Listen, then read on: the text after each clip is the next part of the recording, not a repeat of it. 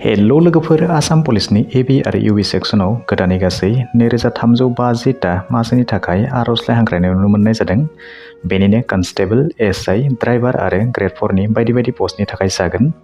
बेनि थाखाय क्वालिफिकेशन महरै एचएसएलसी एबा मेट्रिक पास जाब्लानो बेनि थाखाय एप्लाइ खालामनो हागोन होननानै बुंदों। बेवहाय फोरमायखानाय बायदि पस्टनि मुङा जाबाय कन्स्टेबल हाथियार लानाय आरो हाथियार लायै ब्रान्चनिफ्राय, सब इन्सपेक्टर बेबो हाथियार लानाय आरो हाथियार लायै ब्रान्चनिफ्राय, बिदिनो driver constable, sub inspector of police communication डिपार्टमेन्टनिफ्राय, स्टेशन अफिसार, बिदिनो स्क्वाड कमान्डार, एसिस्टेन्ट जेलार आरो साफाई कर्मचारी। बेनिनो अर्गानाइजेशन बायदि आसाम पुलिस रेडियो अर्गानाइजेशन थामहिनबा APRO, बिदिनो fire and emergency services, forest department, prison department आरो आसाम कमान्डो बेटेलियन बैफोर अर्गानाइजेशननिफ्राय बैफोर पस्टआ जागोन होननानै बुंदों। बेवहाय टटेल भेकेन्सि ओंखारनानै फैदों 2350 टा आरो बेवहाय एप्लाइ खालामनो थाखाय क्वालिफिकेशन महरै थानांगोन होननानै बुङोब्ला पस्ट लानानै पस्ट क्वालिफिकेशना गुबुन बेनिनो क्लास 6 निफ्राय लानानै ग्रेजुएटसिम जायफोर बिथांमोनानोखि क्वालिफिकेशन दङ बिथांमोना बेनि थाखाय एप्लाइ खालामनो हागोन होननानै बुंदों। जुदि नोंथांमोना बबे पस्टआवहाय बेसेबां भेकेन्सि दङ होननानै नायनो नागिरोब्ला बेवहाय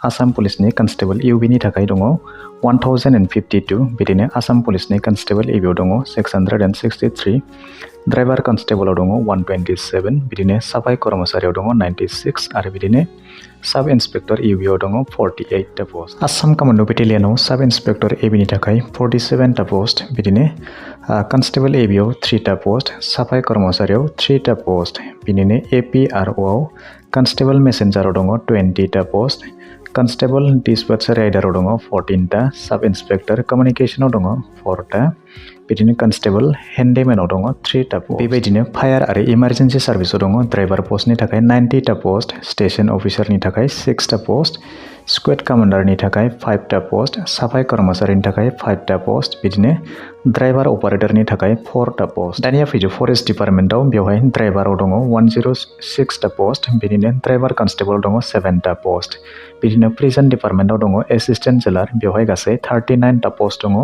बिदिनो DGCD एन्ड CGHG साफाई कर्मचारि दङ बेवहाय 8 टा पस्ट। बेबायदिनो गासै टटेल 2350 टा पस्टआ बेबायदि ओंखारनानै फैदों। बैफोर पस्टखौ एप्लाइ खालामनो थाखाय दानिया क्वालिफिकेशन महरै बेवहाय फोरमायनानै होनाय बायदिब्ला जायफोरानोखि कन्स्टेबल इउबी सेक्सनाव एप्लाइ खालामगोन बिथांमोना खमैबो हायार सेकेन्डारि पास जानाय जानांगोन होननानै बुंदों आरो जायफोर बिथांमोनानो कन्स्टेबल एबी सेक्सनाव एप्लाइ खालामगोन बिथांमोना खमैबो मेट्रिक पास जानो नांगोन होननानै बुंदों आरो जायफोर बिथांमोनाखि ड्राइभार कन्स्टेबल आरो ड्राइभार पस्टनि थाखाय एप्लाइ खालामगोन बिथांमोना मेट्रिक पास जानायजों लोगोसे LMB थामहिनबा HMB थामहिनबा लाइट मटर भेहिकेल आरो हेभि मटर भेहिकेलनि लाइसेन्स थानांगोन होननानै बुंदों आरो जायफोर बिथांमोनानोखि फायार आरो इमार्जेन्सि सार्भिस डिपार्टमेन्टआवहाय एप्लाइ खालामगोन बिथांमोना हेभि मटर भेहिकेलनि लाइसेन्स थानो नांगोन होननानै बुंदों। सब इन्सपेक्टर इउबी आरो एसिस्टेन्ट जेलार बिथांमोना आर्ट्स साइन्स कमार्सआव ग्रेजुवेट जानाय जानांगोन होननानै बुंदों आरो जायफोर बिथांमोनानोखि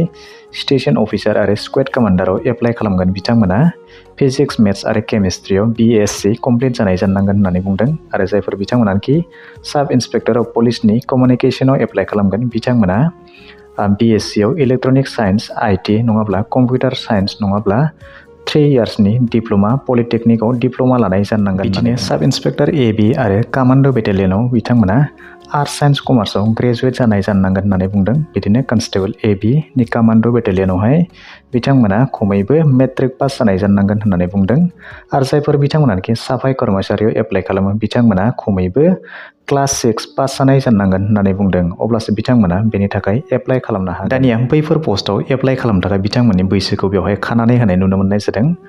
फैगौ 1 जानुवारि 2026 आवहाय बिथांमोननि बैसोआ 18 निफ्राय 25 बोसोरनि जानांगोन होननानै बुंदों आरो बेवहाय ST आरो OBC केटेगरिनि थाखाय माखासे बैसोनि रेहाय होनाय जानाय नुनाय मोन्दों। बेवहाय ST नि थाखाय 5 बोसोर आरो OBC एबा MOBC नि थाखाय 3 बोसोर बैसोनि रेहाय होनाय नुनो मोननाय जादों।